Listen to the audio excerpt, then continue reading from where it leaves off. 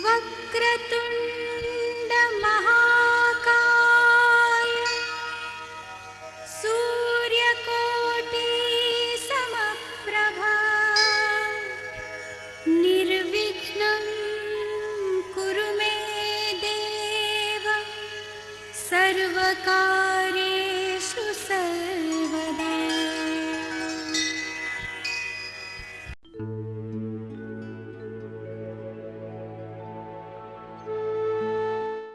Nilkanth TMT સળિયા, જે Nilkanth Concast private limited ગુજરાતના કચ્છ જિલ્લાના મુન્દ્રા તાલુકાના વડાલા ગામના સર્વે નંબર 221માં આવેલ છે. ઇન્ટિગ્રેટેડ સ્ટીલ પ્લાન્ટ છે. નીલકંઠ ટીએમટી સળિયા બિલેટ્સમાંથી ટીએમટી સળિયા બનાવતો અને આઈએસઓ તથા આઈએસઆઈ પ્રમાણપત્ર ધરાવતો સર્વપ્રથમ સ્ટીલ પ્લાન્ટ છે. નીલકંઠ કોન્કાસ પ્રાઇવેટ લિમિટેડ 90 એકરમાં ફેલાયેલો છે, જેમાં કેપ્ટિવ પાવર પ્લાન્ટ એટલે જનરેટરો વડે 22 મેગાવોટ ઇલેક્ટ્રિસિટી પેદા કરવી, એસઆઈડી સ્પોન્જ આયર્ન ડિવિઝન, જેમાં શુદ્ધ સ્પોન્જ આયર્ન સ્ટીલનું ઉત્પાદન થાય છે, એસએમએસ એટલે કે સ્ટીલ મેલ્ટિંગ શોપ, જેમાં શુદ્ધ સ્પોન્જ અને એચએમએસ અને તેની સાથે રસાયણો ઉમેરી જેમ કે ફેરોસિલિકોન, સિલિકો મેગ્નીઝ અને ડોલોમાઇટનું મિશ્રણ કરી અતિ ઉત્તમ ગુણવત્તાનું સ્ટીલ બનાવવામાં આવે છે. સીસીએમ કોન્કાસ્ટ મશીન એસએમએસમાં જે ઉત્તમ ગુણવત્તાનું લિક્વિડ સ્ટીલ બને છે, જેને લેડલ વડે કોન્કાસ્ટ મશીનમાં લઈ જઈ ઇટાલીની મોલ્ડ ટ્યુબમાંથી ઢાળીને જરૂરિયાત પ્રમાણે પાણીનું પ્રેશર આપી ઉત્તમ ગુણવત્તાના બિલેટ્સ બનાવવામાં આવે છે. આ બિલેટ્સને બિલેટ્સ યાર્ડમાં ખસેડીને જરૂરિયાત પ્રમાણેની સાઇઝમાં કાપવામાં આવે છે. આરએમડી રોલિંગ મિલ ડિવિઝન બિલેટ્સને રોલિંગ મિલની ફર્નેસમાં 1000 ડિગ્રીના તાપમાનમાં ફરીથી ગરમ કરી અને રોલિંગ મિલની મશીનરીમાં છાળીને પાણીનું પ્રેશર આપી અતિ ઉત્તમ શુદ્ધ અને ખૂબ જ મજબૂત સળિયા બનાવવામાં આવે છે. પ્લાન્ટની અંદર જતા ગાડીની નોંધણી થાય છે. પ્લાન્ટની ડાબી તરફ એડમિનિસ્ટ્રેશન ઓફિસ અને વે બ્રિજ આવેલ છે અને જમણી તરફ ટાઈમ ઓફિસ અને ગોલ્ફ મેદાન આવેલ છે. જે કાંઈ કાચો માલ પ્લાન્ટમાં આવે છે તે સર્વપ્રથમ ગેટ ઉપર એન્ટ્રી થઈ વજન કાંટા ઉપર વજન થાય છે અને મેઇન સ્ટોરમાં અને રો મટીરિયલ યાર્ડમાં મૂકવામાં આવે છે. રો મટીરિયલ માટે ખૂબ જ મજબૂત આરસીસી પ્લેટફોર્મ બનાવેલ છે, જેમાં આયર્ન ઓર, આયાત કોલસો, ચારકોલ રાખવામાં આવે છે. રો મટીરિયલની સામે કોલસો અને સ્પોન્જ આયર્ન રાખવા માટે મોટો શેડ બનાવવામાં આવેલ છે. ફર્નેસ ઓઇલને સ્ટોર કરવા માટે 8 લાખ લીટરની ટેન્ક બનાવેલ છે. CPP Neelkanth Concast private limited 5 મેગાવોટનું ગુજરાત વિદ્યુત બોર્ડનું વીજ જોડાણ ધરાવે છે અને કેપ્ટિવ પાવર પ્લાન્ટમાં 22 મેગાવોટનું વીજ ઉત્પાદન કરવામાં આવે છે, જે જનરેટરો વડે થાય છે, જેનું ઈંધણ ફર્નેસ ઓઇલને ફર્નેસ ટેન્કમાં સ્ટોર કરી મશીનરી વડે શુદ્ધ કરી આપવામાં આવે છે. જનરેટરના પાવરને અને ગુજરાત વીજના પાવરને કંટ્રોલ રૂમમાં એક સાથે બધા ડિવિઝનને જેમ કે એસઆઈડી, એસએમએસ, સીસીએમ, આરએમડી અને આરઓ પ્લાન્ટને આપવામાં આવે છે. સ્પોન્જ આયર્ન ડિવિઝન એ ઉત્પાદનનું પ્રથમ સ્ટેજ છે. સ્પોન્જ આયર્ન બનાવવા માટે અમે ઉત્તમ ગુણવત્તાનો આયર્ન ઓર એટલે કે હેમેટાઇટ અને ગ્રેડ બ્યુટીમીન કોલ વાપરવામાં આવે છે અને આયાત કરેલ કોલ, જેનો ઓસ્ટ્રેલિયન કોલ કાચા માલ તરીકે વાપરીએ છીએ. આયર્ન ઓર અને કોલસાનું લેબ ટેસ્ટ કરી અને તેને રોટરી ક્લીનમાં નાખવામાં આવે છે. આ કાચા માલ હોપરમાં નાખવામાં આવે છે અને કન્વેયર બેલ્ટ વડે તે ક્રશરમાં જાય છે અને ક્રશરમાં સાઇઝ માળ બની વે ફીડરમાં જાય છે. ત્યાંથી કોલસો અને આયર્ન ઓર જરૂરિયાત પ્રમાણે ફરતી ક્લીનમાં એટલે કે ફરતી ફર્નેસમાં મૂકવામાં આવે છે. આ ક્લીન ગોળ ગોળ ફરી માલને આગળ ધક્કો આપે છે અને તે 1050 ડિગ્રી સેલ્સિયસના તાપમાન પર બાળવામાં આવે છે અને આ તાપમાન કોલસો ફરતી ફર્નેસમાં નાખવાથી મળે છે. પ્રોસેસના અંતમાં ફર્નેસના બીજા ભાગથી ઉત્તમ ગુણવત્તાનું સ્પોન્જ આયન બહાર નીકળે છે, જેને કલરમાંથી પસાર કરી ઠંડુ કરવામાં આવે છે અને સારી ગુણવત્તાના મેગ્નેટ વડે સ્પોન્જ આયન અલગ કરવામાં આવે છે અને અંતમાં ઉત્તમ ગુણવત્તાનો શુદ્ધ સ્પોન્જ આયનનું ઉત્પાદન થાય છે.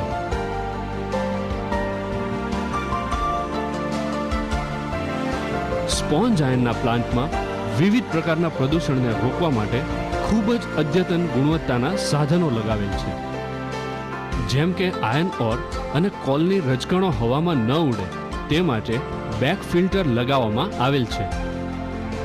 જ્યાંથી સ્પોન્જ આયન પ્રોડક્શન નીકળે છે ત્યાં રજકણોને રોકવા માટે ઇલેક્ટ્રોસ્ટેટિક પ્રેસિપિટેટર લગાવવામાં આવેલ છે. ક્લીનમાંથી નીકળતા ધુમાડા અને રજકણોને રોકવા માટે પ્રદૂષણ રહિત ધુમાડાને હવામાં છોડવામાં આવે છે. ઉત્પાદનનું બીજું સ્ટેપ ફર્નેસ. IM ફર્નેસ જે 7.5 મેગાવોટ પાવર પર ચાલે છે. ફર્નેસના રો મટીરિયલ એટલે કે સ્પોન્જ આયન HMS ફર્નેસના રો મટીરિયલનું સ્ટોરેજ ફર્નેસની બાજુમાં રાખવામાં આવેલ છે. ફર્નેસમાં રો મટીરિયલ નાખવા માટે મોટી ક્રેનનો ઉપયોગ કરવામાં આવે છે. ક્રેનમાં લાગેલા ચુંબક વડે સ્પોન્જ આયન અને HMSને ફર્નેસમાં નાખી અને તેને 7500 કિલોવોટનો વીજ પાવર આપીને માલને ગરમ કરી ઓગાળવામાં આવે છે.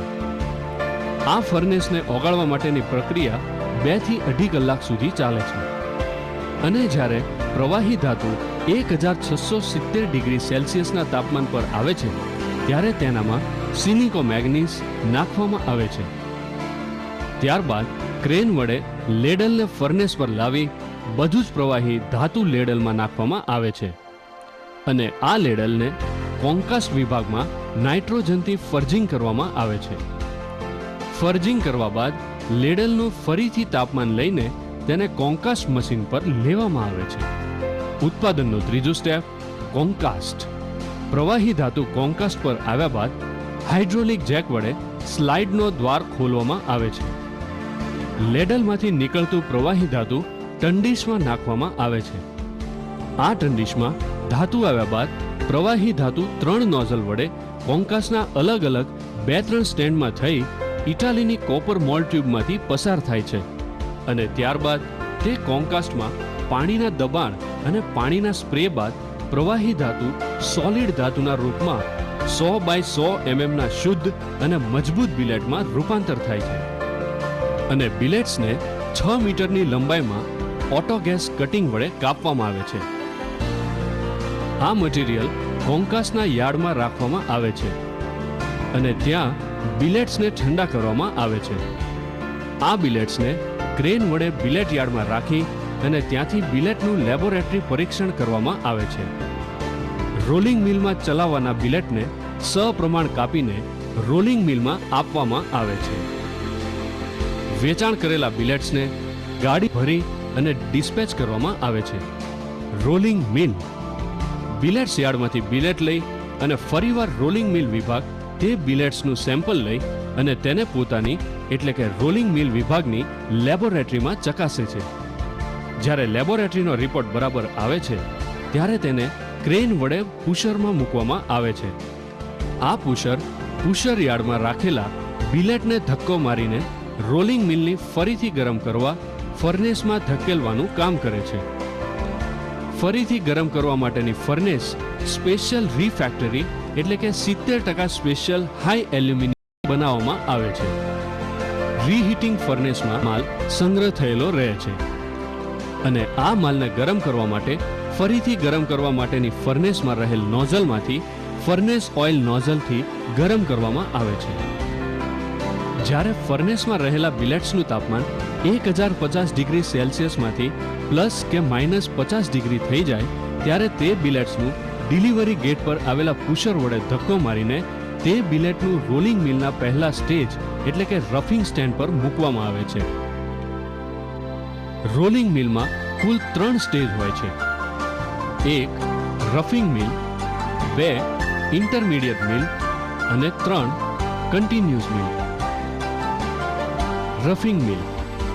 રફિંગ મિલના સ્ટેજ પર જ્યારે 1050 ડિગ્રી સેલ્સિયસમાંથી 50°- અથવા પ્લસ ગરમ બિલેટ મૂકવામાં આવે છે અને તેને રફિંગ મિલમાં આવેલા 3 સ્ટેજમાંથી પસાર કરવામાં આવે છે.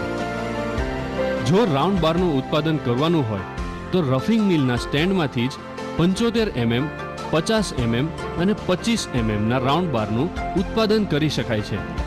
અને જો ઉત્પાદન TMTનું કરવાનું હોય તો તેને ઇન્ટરમીડિયેટ મિલમાં મોકલી દેવામાં આવે છે.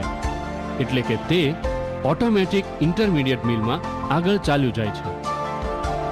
ઇન્ટરમીડિયેટ મિલ. આ મિલમાં કુલ 6 સ્ટેજ હોય છે. આ સ્ટેજમાં 20 mm, 16 mm અને 12 mm ના રાઉન્ડ બાર અને TMTનું ઉત્પાદન કરી શકાય છે. 10 mm અને 8 mm નું ઉત્પાદન કરવા માટે આ માલને કન્ટિન્યુઅસ મિલમાંથી પસાર કરવામાં આવે છે, જ્યાં એક સ્ટેજમાંથી 10 mm અને બીજા સ્ટેજમાંથી 8 mm સળિયાનું ઉત્પાદન થાય છે. ત્યારબાદ સળિયા કુલિંગ બેડ પર ઓટોમેટિક જાય છે. કુલિંગ બેડ પરથી સળિયા મેન્યુઅલ ઉપાડીને યાર્ડમાં બંડલિંગ કરવામાં આવે છે. બંડલના એક છેડે લાલ પટ્ટી લગાડવામાં આવે છે. યાર્ડમાં સાઇઝવાર માલ પ્રોપર બંડલમાં સ્ટોર કરવામાં આવે છે અને ડીલરની ટ્રકમાં તેમના ઓર્ડર મુજબ લોડિંગ કરી આપવામાં આવે છે. માણસોને પીવા માટે અને મશીનરીને કાટથી બચાવવા માટે આરઓ પ્લાન્ટ બનાવવામાં આવે છે, જેમાં રોજનું 75,000 લીટર પાણી શુદ્ધ એટલે કે મિનરલ વોટર બનાવવામાં આવે છે. તે જ પાણી ક્વિન્ચિંગ બોક્સમાં TMT પ્રોસીજર માટે વપરાય છે, જેથી સળિયા સારા બને. નીલકંઠ TMT સળિયા.